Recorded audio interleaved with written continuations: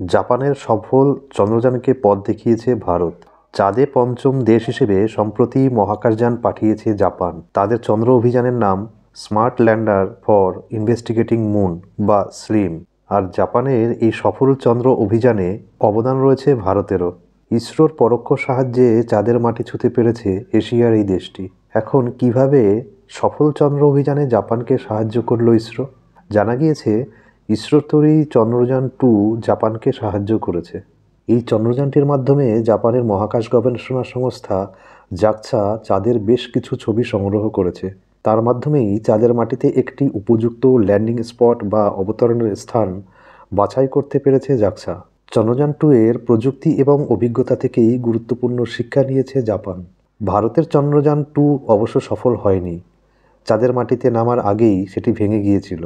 তারপর নতুন করে মহাকাশযান পাঠায় ইসরো। 2023 সালের আগস্ট মাসে ইসরোর তৈরি চন্দ্রযান-3 সফলভাবে চাঁদের মাটিতে অবতরণ করেছে। চাঁদের যে দক্ষিণ মেরুর ধারে কাছেও এখনও ঘেঁষতে পারেনি অন্য কোনো দেশ, তা আরও একবার প্রমাণিত।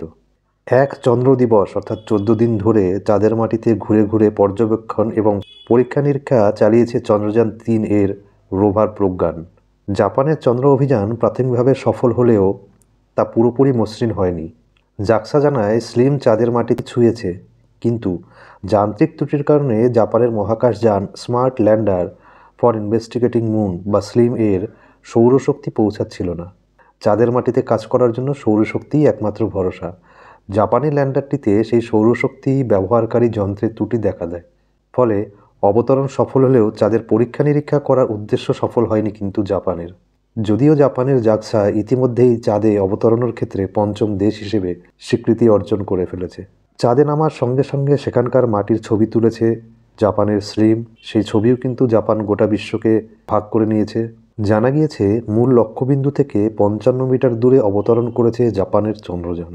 তবে চাঁদের মাটিতে পাখির পালকের মতো অবতরণ বা সফট ল্যান্ডিংয়ের নজির এর আগে রয়েছে কেবলমাত্র আমেরিকা, রাশিয়া, চীন এবং চতুর্থ দেশ হিসেবে ভারতের।